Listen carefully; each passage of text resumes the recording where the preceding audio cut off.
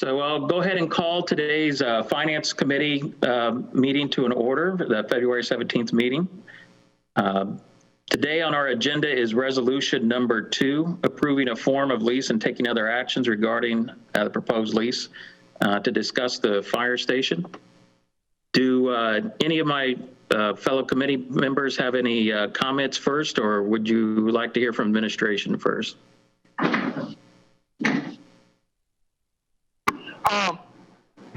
Sean? Yes, sir. I would like to hear from the administration, but I would like to just say that when it come up, I hope that we'd like to hear an overview of the financing and how we're going to get it done. So we look forward to hearing from them. Absolutely. Yeah, I see. Thank you, Councilor Giles. And I see Controller Fenwick stepped up to talk to us here a little bit. And Uh-oh.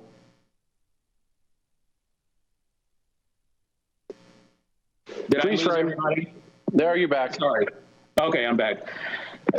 Lots of technical issues tonight. So I was saying, Controller Fenwick, I appreciate your comments at our last meeting regarding the idea of salaries. I know in our discussions in 2020, we were talking about the budget, how tight we needed to, and conscious we needed to be of 2021, particularly with COVID. And my concern was, of course, we all want and desire modern facilities and what's there, but also we want our employees to be able to pay the mortgage and take care of their home and family lives. So I appreciate you making that comment so that it alleviated some concern I had moving into this process.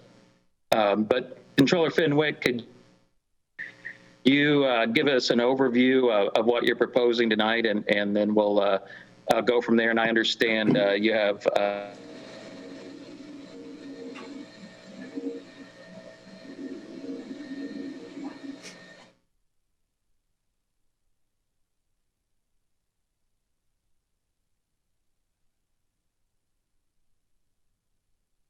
think Councilman Denny's Zoom froze again, but why don't I start? What we were planning to do tonight is I have Chief Batalis here to kind of once again give a quick overview of the need at Station 38. We also have some pictures of kind of just the current state of that facility. I also have Bruce Donaldson on, who is bond counsel. He was bond counsel back during the police station financing, and he will walk through the timeline that has been circulated. After that, I would probably jump in and to answer Councilman Giles's questions on how are we going to pay for this and what's the cost. I will answer that. And then lastly, we have representatives from Garmong on who can get into some specifics as to if this project is to approved, what would happen next in terms of bidding for varying contracts to build the new fire station. So with that, I'm going to pull up some pictures and have Chief Batalis come up first to kind of discuss the need for a new Station 38.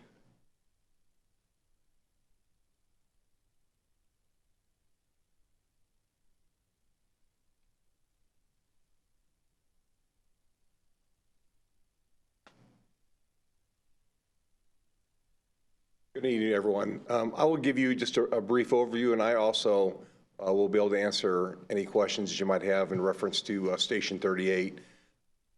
This station is 35 years old.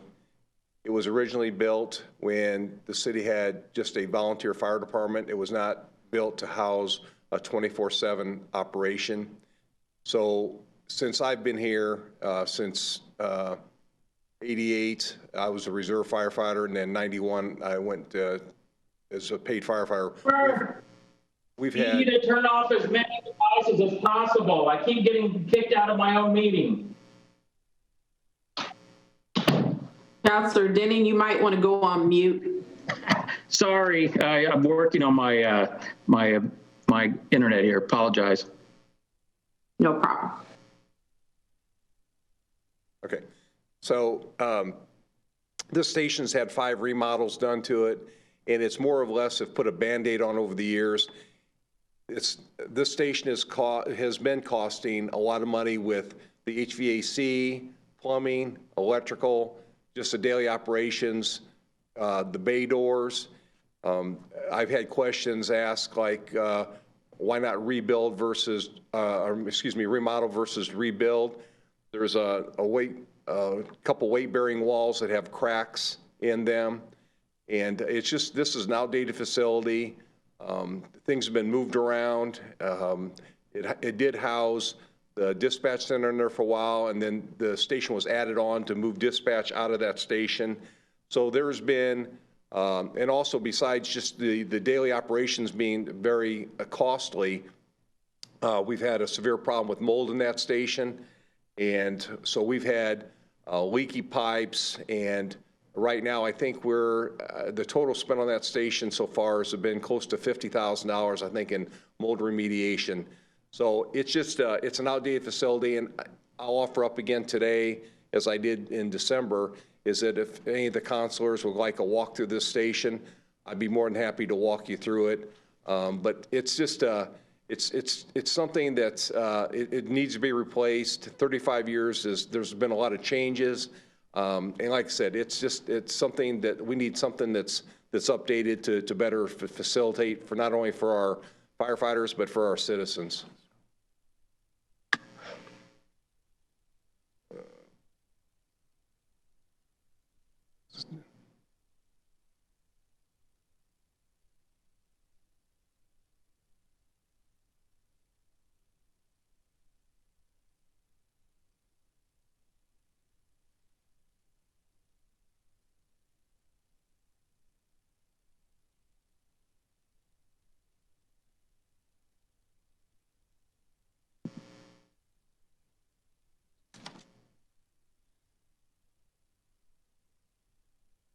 Okay, as you can see, some of these stations, this is a metal stairway that you can see right there in the middle. That's rust, and it's like that on both ends of the station.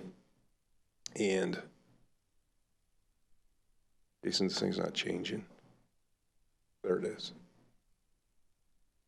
Okay, so and then now there's a picture. There's an elevator shaft on there to your right of the picture. That is an electrical room with all the wires hanging. In that picture on your left, there is a leak that we've had several people come out and look at. There's several underground piping.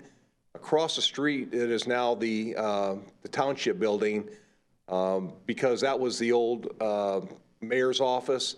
There was a lot of wiring that has been put underground, and so there's leaks that have come through those pipes, and it constantly is getting those wires wet in that room that's in our basement there. Hey, Dino? Yes. I just want to ask a quick question as these pictures go through. So back to the wiring, is that the central hub where 911 or any communication goes into the firehouse that alerts that? No. So that is this data, or is this what does this room? Okay, that's represent phone lines, that's electrical. Some of the fuse boxes are located in that room, some are upstairs. The 911 calls still come into the new police station and the communications center, so 911 calls do not come into the station. They used to. Okay, that's what I thought. Okay. Yeah, they used to when communications was housed there, but that wiring in that room is new. It's old wiring, plus there is existing wires that went to dispatch. It's just a mess in there. But like I said. Okay, you've answered my question. Okay. Thanks, Dino. Yeah. So this is one of the supply rooms on the main floor. That is a hallway. You can see where the floor is not in the best of shape. That's the current kitchen facility. This has had 3 remodels itself just in this kitchen area. So right there is all housed in this little room is the station's ice machine, the washer and dryer for regular clothes, and then the machine to the right is a gear washer to wash fire gear. And that's not really the best situation to have your washer and dryer in the same room where fresh ice is being taken out. They use that in the firehouse for use, and in the summertime, it's put on the vehicle. So like if we have to have ice bags or something, so there's a huge contamination issue just in that room itself. One of the other things is that the gear is set out into the bays, which it's gathering as the wind comes through there. Most firehouses now are built with a separate room that houses the fire gear that has a ventilation system to the outside. Right now, we can't facilitate that, and you can see how close quarters this stuff is. It doesn't create a safe environment, and this is one of the main reasons is that I try to make sure these firehouses, the men and women in these firehouses have a safe environment to operate out of, and this speaks a lot right here, just this one picture. There again, that's another supply room. You can tell by the walls and the wiring's hanging. This is a room that we can't really even use because it's got old oil tanks in there because a lot of the maintenance used to be performed out of this station. The walls and the floor are covered with lubricants and oil, and old parts are in there. That is like a mop closet plus a storage area on the main floor right outside the kitchen and in between the bathrooms on the main floor. And you can see like how narrow and the floor and the conditions of the walls in this building. This is a picture of the female's bunk room, which right now we can only house 2 people in there. We had to kind of makeshift this because, like I said, this firehouse was not built for a 24/7 operation where it's for the housing. So we've had to do the best we could with the station. We had to put some money in 2016. The females couldn't even take a shower. The showers were rusted, they were metal, and they couldn't even take showers basically in that station. And so we tried to put the least amount of money in there that we could because we knew that somewhere down the road we'd be trying to do what we're doing today. But you can see by these facilities, there's not much room. They're poor conditions. And it's not just the pictures, and that's why I offer up to anybody that wants to walk through this firehouse, the need is definitely there. Not only to update the facility, but to the operating costs of the station because of all the outdated things in there, and it's just not a safe environment. And that's basically all the pictures I have. I will be more than happy to answer any questions, but it's not just, well, let's get a new fire station to have something nice. It's a safety issue between the living conditions, the fire gear being separated, because right now that fire gear sits in the bay right outside the kitchen. There's nowhere to house this stuff. There's nowhere else to put the washer and dryer and separate the ice machine. It's just, they're very limited on what we have in that station, and that's the busiest station we have in the city. And actually, it's one of the busiest firehouses in Marion County. So I'll be more than willing to answer any questions that any of the councilors might have. Mr. Chair? Yes, go ahead, Councilman. Dean, or Chief, can you tell me a little bit more about as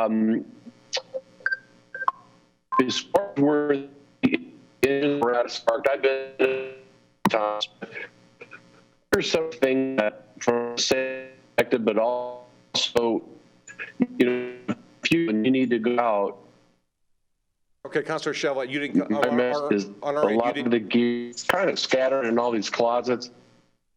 Okay, Councilor Chevrolet, I don't know about theirs, but you didn't come through on this end at all. You were cutting out.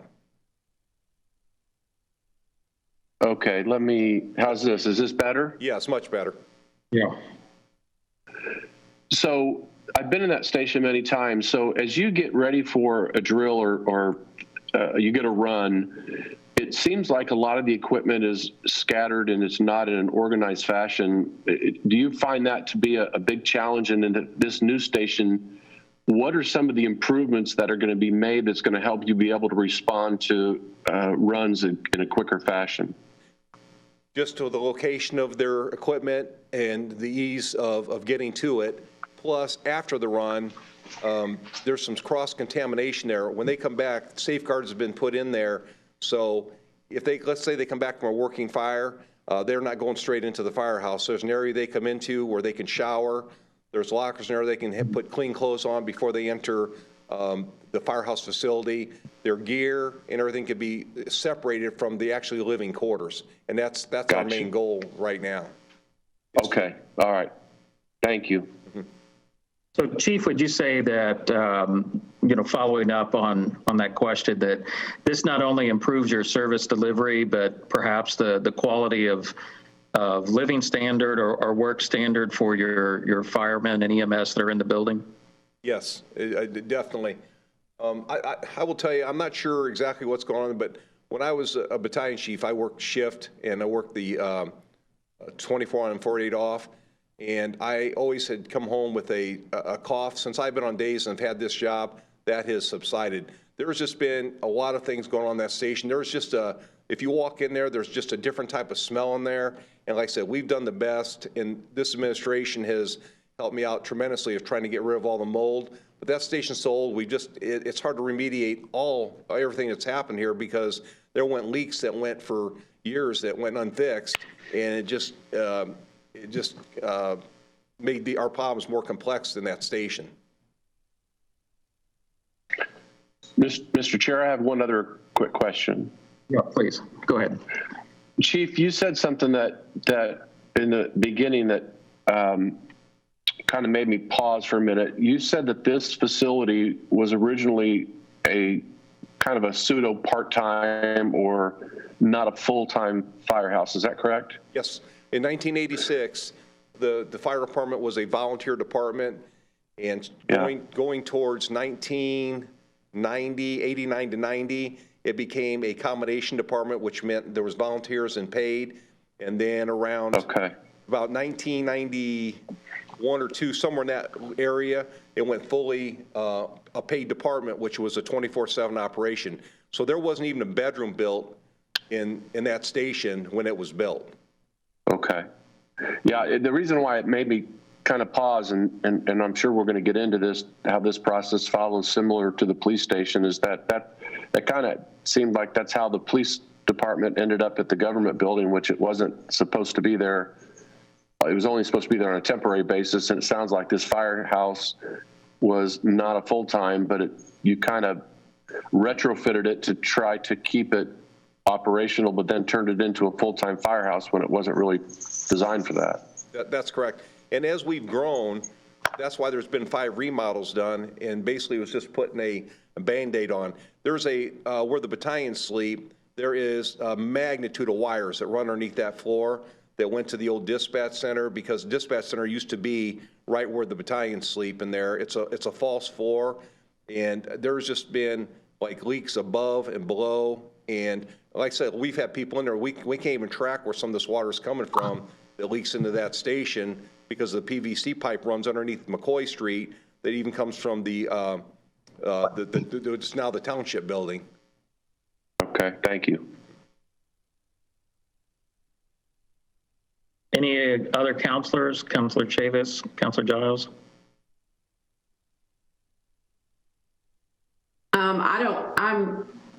I was convinced after the first presentation that the need is there.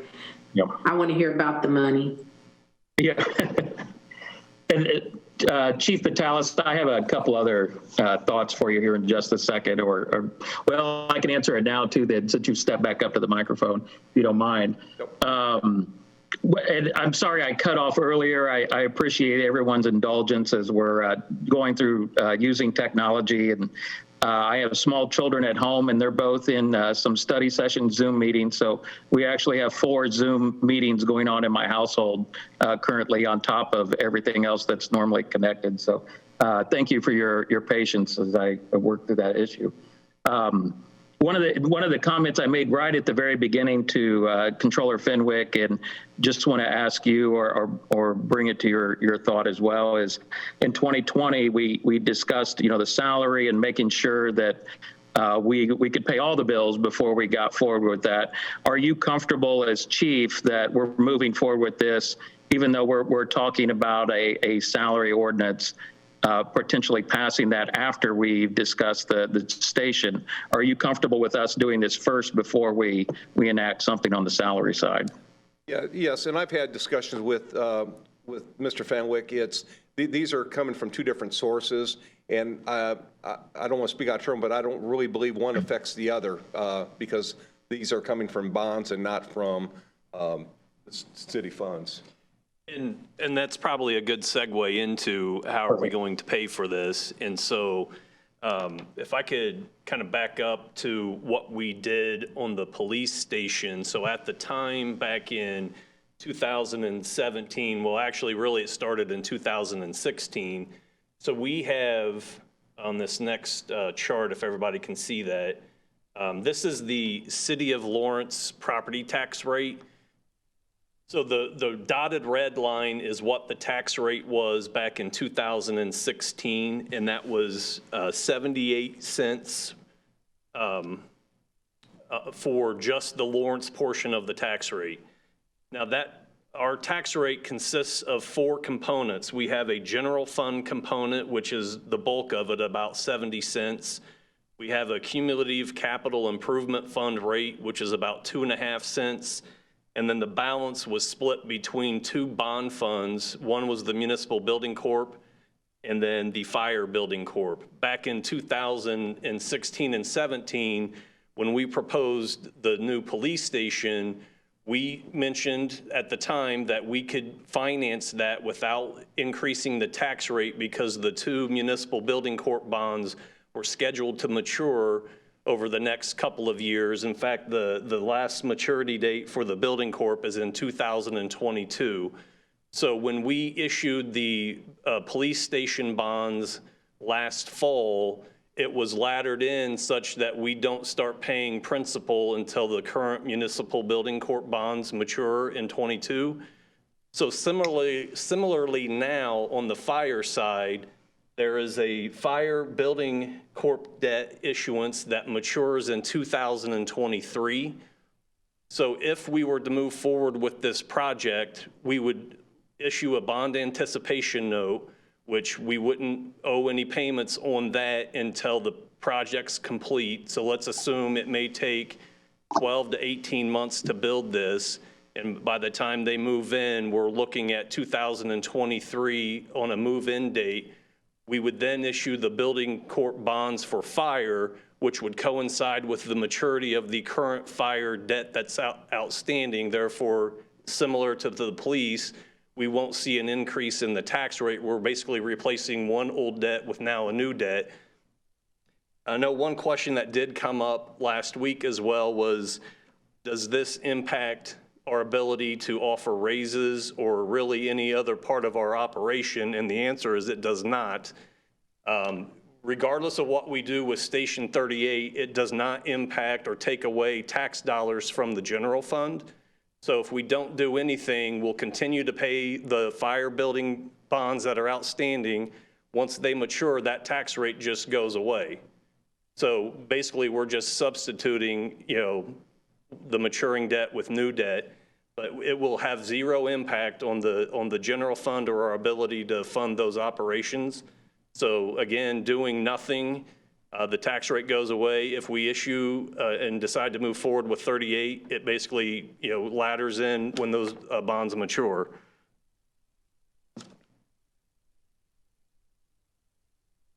Does anybody have any questions for Controller Fenwick?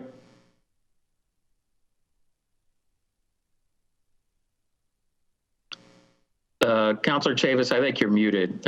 I see you speaking. What is the debt payment? Right now?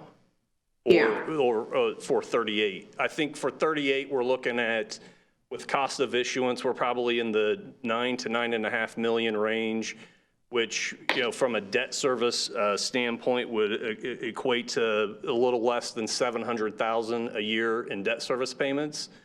One additional benefit right now in this environment, and if anybody remembers back in 2017 when we issued our first bonds for water, I spoke at the council meeting how it was great timing to issue those bonds because we had historically low rates. Well, who would have thought, now in 2021, we have generationally low historical rates. So this is about the optimal time in the last 100 years to be borrowing money because it's the cheapest it'll ever be for us as a city. So from that standpoint as well, I think the timing can't be any better for if we decide to move forward. Following on that question to make sure I heard you correctly. So you're saying currently we have $9.5 million in debt on Station 38? No, we do not. Right now, we only have, I want to say about $1 million left to pay. Okay. Once those bonds mature, because they mature January 15th of 2023. So the 9.5, was that what you're proposing to issue for the new station? Yes. Okay. So it seems like, and I'm going by memory here, I don't have this in front of me, that the previous presentation we did before the full council, the cost on a slide said $14 million. Am I just remembering that incorrectly, or is it 9.5 where we're actually at? 9.5. Okay. And I have, I think, one more question then for Chief Patalas, if that's all right. Chief, I know the lot over there, of course, that, you know, the building and the safety and everything's a consideration, but behind Station 38, there's a couple vacant lots. Are we actually building a big enough station for you? Is this, do we need to go larger in order to handle the size of runs that you talk about, or is this really the right size that, in your opinion, we need? This is the right size, and we've even looked into the future. If later on, if we wanted to put an engine in there, the station will be sufficient. We are using some of that city-owned land that's behind Station 38. We're having a rough time right now where to keep our reserve apparatus. So when a fire truck or an ambulance goes down, we have to have these vehicles, and there's going to be like a pole barn that's being put back there also to store these reserve apparatus. So we are utilizing some of that land back there, and I think that we've tried to be considered in not only today's needs, but looking in the future. And I think that the committee that's looked at this has done a really good job of trying to look at the needs now and into the future. And I think it will be sufficient. Awesome. All right. Mr. Chair? Yeah, go ahead, Councilman Giles. Thanks, Chief. I got a question for Mr. Fenwick. I really want a little more further discussion and explanation. Jason, I have a little bit of understanding about the process because of the police station, but of course, many of our citizens and some of our new councilors don't. So the question I'm going to ask is a little bit rhetorical. Can you go into explaining how the project will be funded or paid for prior to those bonds being taken out? I need people to kind of understand the lease project and why it's possibly advantageous to go to finance this using that method. I'll partially answer your question, and then I'm going to maybe it's a good segue as well to then hand it over to Bruce Donaldson, who is would serve as bond counsel on this, and he can also walk through the timeline, which will kind of coincide as well with your question in terms of issuing it through the building corp. But I don't want to oversimplify it, but basically we would issue a bond anticipation note in order to fund the construction of the new Station 38. And with that bond anticipation note, you also capitalize the interest payments that would be due every 6 months. So the building corp, there are no lease payments due on that bond anticipation note at all. So once the project's complete, then the building corp would issue bonds to take out the bond anticipation note, which would then be when the lease payments begin, and we, the city, would make semi-annual lease payments for the building corp bonds that were issued. Now, that's my kind of poor attempt at explaining that, but now I'm going to ask Bruce Donaldson to chime in to further elaborate, and then he can also walk through the schedule that was distributed as well. Thanks, Jason. Good evening, everyone. Bruce Donaldson with Barnes and Thornburg. The reason that most large capital projects in Indiana are done via this lease mechanism is because we have very old 1800s constitutional debt limits that really kind of artificially restrict how much direct debt a city can issue, and lease bonds don't count against that. So you'll see almost, every school project is done through this type of nonprofit building corp, pretty much large capital projects, city halls, jails, all those things. So it's very common. It's just a consequence of a very old constitutional provision that limits how much direct debt that you can issue. So we've set this up as a building corporation lease structure. So basically, the building corporation would issue the bonds. Once the bond anticipation note is taken out, as Jason said, at the end of the construction period, the lease payments would be sized to pay the bond payments. So it's basically the building corporation is just a conduit for that, and the lease payments would be paid from the debt service property tax levy that Jason mentioned as the old debt service drops off. Because there are really two different statutes that apply to lease financings for cities. One of them applies regardless of the size of your project. It's sort of the traditional leasing statute that's been around forever, and it requires you to have a public hearing on the lease and go through some processes. If the project is over $5.5 million, which this one is, then there's an additional separate statutory requirement. This project's called a controlled project, and it puts you into the petition remonstrance process, or the potential petition remonstrance process. If it was over 16.7 million, you would actually be into referendum territory, but you're in that in-between stage. So we have to go through two sort of, in some ways they're a little bit repetitive, but there are two different statutes that we have to meet procedurally for you to approve this lease financing. The timeline that we set out walks through all of those steps, and it's virtually identical to the police station financing that we did a couple of years ago, or we approved a couple of years ago and then completed last year. With one exception, we added an initial step to this process that we did not do on the lease financing, and that's the resolution that that's on your agenda tonight. Just kicking off the process by approving a form of a lease and basically giving the green light to move forward with the public hearings. We didn't do that. We went straight to the public hearings on the police station financing because we were under a little bit more time constraints. But this is the process that I sort of prefer to do. Gives you more time to look at the lease and kind of give you give all of us working on it kind of the green light to go.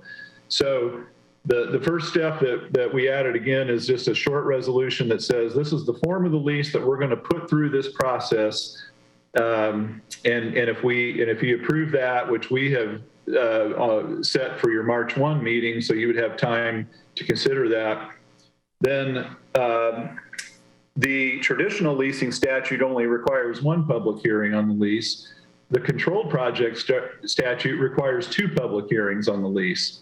So at your April 5th meeting, we scheduled on our calendar for you to have the first public hearing on the controlled project and have the public hearing on the traditional lease statute. Then we would come back at your May meeting, your first meeting in May, for the second public hearing on the controlled project statute.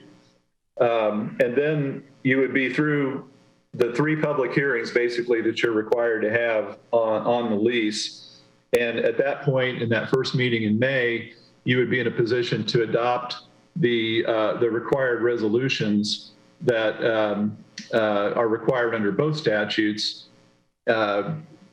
And when we have the first public hearing, if we go with this calendar and we have the first public hearing in April, we will have at that point, by statute, very detailed information on the maximum term of the bonds, the maximum term of the lease, the maximum interest rate, the total estimated interest costs, how this will affect your debt service levy, how this will affect your debt service rate.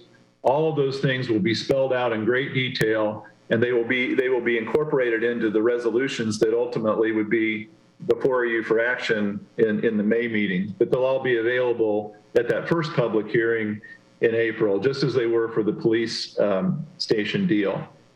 So that's in a nutshell sort of the council approval process that's required here. If you have any other questions on that or the other components of the timeline, I'd be happy to answer those. Bruce? Mr. Chair, oh, I'm sorry. Okay, I'm sorry. Bruce? Yes. This is Kathy. Could you send me a copy of the timeline when you get a chance, please? Sure. Okay, thank you. Yes. Yes, Councilor Giles. Okay, Mr. Chair, yeah, I got a couple questions. Not sure if these questions are best for Mr. Bruce or for Mr. Fenwick. First question I have is, when we take out the anticipation note to get the project started, is there any requirement from the bank on the contractor? Or are we the only person signing for the money?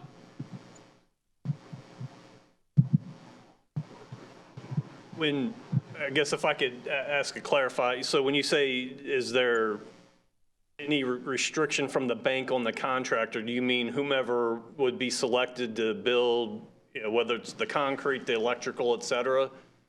No, the whole general. So Garmon, per se, when we go get the anticipation note to get the money to start the project, does Garmon or whoever we would use as our general contractor, do they have to sign their name anywhere or have any responsibility to that fund, to those funds? Well, so the way it worked and how I would envision it working on the fire station, the way it worked on the police station was the bank, once the bond anticipation note is issued, the proceeds stay at the bank, and we would get a pay application from Garmong that would need to be signed off by Garmong as well, saying here's how much work we have done. The bank requires that. It's a standard industry form. So then we had an owner's representative as well who would then verify for us that what Garmong said they actually did do. So would actually go on site and inspect whatever work it was that was done that they're now asking to be reimbursed for. We would then send that to the bank, who would then do their own internal review of it before they would actually then issue the check. So that's the process we would go through every monthly in order to have these pay applications paid. So it's not as if the bank is just giving us $9.5 million, say knock yourself out. They're verifying it every step of the way in terms of, is the work being done? Did you guys verify it before they pay it? So I don't know if that answers your question. Well, it answers part of it. And I guess I want to give you straight to the nature. I guess the next question is, and I excuse my ignorance if I should already know this answer.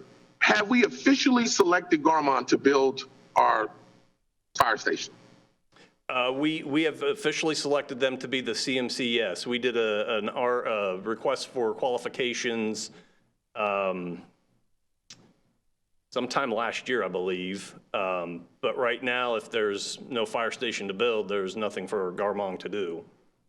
I understand that, but what I'm trying to get at is when we did that request for qualifications, that approval was only has to be approved through the mayor's office. The council, we didn't vote on that, right? No, you did not. That's correct. Okay, so here's the nature of my concern. Now you've answered it.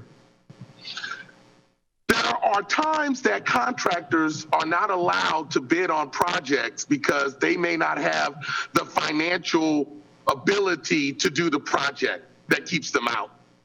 But it seems in this process, it ain't based on the contractor's financial ability, it's on us. So I I don't have any control over this, but I want to put it on the record. I do not like the fact that we've had two major projects in this city that are huge and are big, generational, decade-type projects, and it's one contractor getting the work. Well, can I? I'm just going to put on record, I don't like it, even though I don't get to have a say in it, but the people should know that nobody else had an opportunity. I actually would disagree, and actually I know there's a representative from Garmong on, so I would like for them to walk through. But this ain't about them, it's about who you chose. No, they doing the best they can. No, I'm not mad at them. Let me finish. So I'd like for Garmong to walk through, if this is approved, what the process would be to then select the contractors who will actually be doing the work, because I think we have a pretty good story to tell on the work that was done on the police station, which is in part why we... told that, Jason. Pardon me? I'm serious about it because you keep telling me you got a story to tell, but the story has not been officially told. We've been very patient, and so now we're moving into another project and the official story, and you know where I'm getting at. I know. I want to see more minority contractors on the project. I also want to see minorities play a bigger role. Would love to have seen a minority get an opportunity to be the general on this deal, but it doesn't seem that they were either interviewed. Was there discussion? Is there a list of consideration? I think that's fair. We sent out a request for qualifications. We can only control who submits proposals on that. But don't you guys, but it's very clear, Jason, that people make personal calls to different contractors to let them know about the qualifications. We're not ignorant here. We've been through this. I understand your concern, but I think it would be prudent to have Garmong walk through what the process is if we go forward on this, because I think that would answer your question in terms of seeing more minority MBE, WB participation, and that is our goal on this project. And I think you should hear how they would propose doing that. So I'm going to ask. Well, what about, why do I have to hear it? Why can't they show me what they did last time? I'm going to ask Paul Okeson from Garmong to now comment. Thank you, Controller Fenwick, Councilman Giles, members of the committee. Thanks for the opportunity to be with you tonight. If I can try to address your inquiry, Mr. Giles, certainly happy to supply sort of the bid day tabulations and the contract values that we performed on the police station. As a construction manager at risk, we ultimately will bid the job out under public bid law under 36-112 under Indiana statute, and you will obtain the lowest responsive and responsible bidder. But there are some latitudes that the municipality can take, should you choose to, in order to pre-qualify some of the bid packages. We've done that before. Obviously, there's a fine line between doing that and making the path too narrow and not getting a competitive price. But we did achieve just under 17% XBE participation on the police station based on the bid day tabulations, on the contract values, and we certainly have an eye towards improving upon that number with this particular project. But ultimately, we do bid it out under public bid statute under 36-112, so it does become a competitively bid project under Indiana law, and really focusing on how we build those bid packages. And every piece of the project, we have to provide a payment and performance bond for the entirety of the scheduled work, which all of the respondents to Mr. Fenwick's RFQ would have also had to qualify under that same threshold. But, you know, certainly looking towards where we can find and identify both, I know local participation has been important as much as XBE as well. So trying to identify and sort of put bid packages in the right traffic lanes so that we can attract the right organizations and firms to bid on it is certainly our goal. We went through an extensive amount of outreach. We worked with Alita Mungol on the police station to sort of organize and create outreach to minority contractors to try and generate interest and make sure that they're aware of the project. And we'll follow a very similar process on the fire station. But if you like to... I got a lot to say, and yes, I'm sorry that you're going to catch the grunt of it because I don't believe it's your problem. No, I understand. Go ahead. I'm not impressed with 17%. So just cut it. That doesn't impress me. Yeah. I also am not impressed with the try. I also know the real reason why minority businesses or minority contractors are not responsive is not because they don't want to get paid, they don't want to do the work, or they're not qualified. I want to know, are we paying people faster? If you pay people faster, you'll get more participation. And I'm not saying that this is the meeting to get into the details of that. But I understand that that's what it is. Because after approving these major projects and demanding minority participation, I went to minority businesses myself and said, why and what is the problem? And I've been doing it for 4 years now. So it ain't like a new thing. I stay back patient. I wait for the projects to come. Now, you and I both know that as a council, we have an opportunity to change the whole way this project goes and personally have a personal effect to make sure that those percentages are more than 17%. I understand what the statute says. I understand what your ability is, but I also understand that the statute gives us power in the sense that we can't borrow this sort of money without doing this process, and this process allows us to minimize minority and women-owned businesses in the building process. I'm not here to lecture you. I want the city of Lawrence has a responsibility to Marion County and Central Indiana because of the demographics of our city to do better. I don't expect us to be in line with Fishers in Noblesville when it comes to certain other things in quality of life, but I do expect to be ahead of them when it comes to minority and business participation on our projects based upon who we are as our urban city in our urban county. And I take it seriously, and I apologize to you for my tone, but I'm using this tone because I got to use my bully pulpit to show how I'm serious about this. And I'm at the point now, I'm willing to stall the whole deal so that our citizens have the ability to participate and grow economically. There it is. And that may not be for you, but that's for everybody. And I mean it.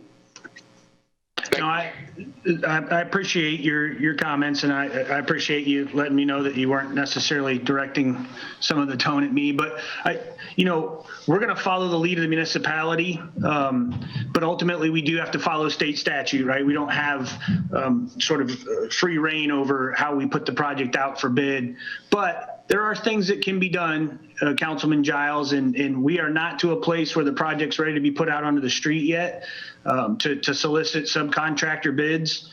That timeline's a good 90 days, maybe longer away, depending on, the approvals and processes that we're talking about at this particular meeting. But right. And it's unfortunate that you don't have the ability to make a blanket choice, but it sounds like my mayor does with just his qualifications because you were chosen. And everybody's qualified. I mean, not everybody, but there's lots of qualified minority and women-owned businesses, veteran-owned businesses that could be serving in the role that you're in. So I hate to hear how competitive it is for subs, but it doesn't seem like the process is that competitive for you. I'm not hating you, but I am hating the game. And I'm sorry, but this has gone far enough, and I just had to get this off my chest. No, I don't take any personal offense to your comments, Councilman Giles. And, I know we had a conversation during the police station, and I say this just for the benefit of you and I talking, but I'd be happy to come sit down with you and talk about this process some more, at least in terms of what the state statute under Indiana Code 532 will allow us to do and see if there's an opportunity to build consensus. You know what I don't like? That Bruce Donaldson just sat there and told me the whole workaround that everybody, that smart lawyers have created to get around state statute. And then you come back and tell me how you got to follow state statute. That's the only way. And so I'm sorry, but it's hard to hear how we are working around a 100-year-old deal to now be like, hey, man, I can't do that. But yet on a qualifications, you could just be selected. I just want the people to know. So when I'm in the community and people are wondering why the same signs are up, why the same people are doing the work, why the same stuff, well, hopefully they tune in and the word is getting out. So I'm sorry that you're being held accountable as an example, but, it is what it is. I understand. Thank you, Councilman Giles. Paul, I want to just ask one quick question on a comment you just made. Chair, we've got a Yes. council meeting at 6:30, so we got 1 minute. Then we can follow up on this. I just would ask a question, and we can follow up later on then, I guess, I've participated in these processes and other forums, and not only do we look at the lowest bid, we look at the lowest quality bid, and would ask that when you get to that stage that you take that into account, that you look at the quality of what's being bid along with the price point. So thank you for your question. I'll be happy to follow up offline too. I don't want to keep you from the other meeting, but I will say that it's very specifically laid out in Indiana statute on how that process has to be run. And ultimately, we do bid the project out municipally under 36-112, which that language, and so there's different types of public procurement. If it's an institution of higher education, it's under 413. So I don't want to get confusing about all the different statutes here, but it is definitive in Indiana law about how we have to follow this process and put it out on the street. And it does require us to select ultimately the lowest responsive and responsible bidder. There's things we can do to work through that. There are, like I said, you have latitude for pre-qualifications, and I'd like to talk more about that when there's more time. And I'm certainly can make my contact information available to all of you for any follow-up. I'm sure there'll be plenty more of these meetings. Yes, sir. Thank you. Thank you, Mr. Council. Okay, at this time, then we are right at our time, so I would entertain any motions. Mr. Chair? Yes, sir. Yeah, I mean, what we're talking about here is just approving the form of lease. And so in order to stay on the timeline, I think what Councilor Giles has said, all important issues, all important topics, but to continue this and to kind of keep this dialogue going, I would make a motion to move this to the full council, at least at this very first step. And then we can talk about all these other issues, but other than that, it just stays in committee. Okay, there's a motion to move this to recommend to council. Is there a second? I'll second it. Was that a second from Councilman Giles? Yes. Okay, second from Councilman Giles. All right, and Ms. Walton, did we do a roll call vote? Is that correct? Yes. Okay, I'll do a roll call vote. Councilman Giles? Yes.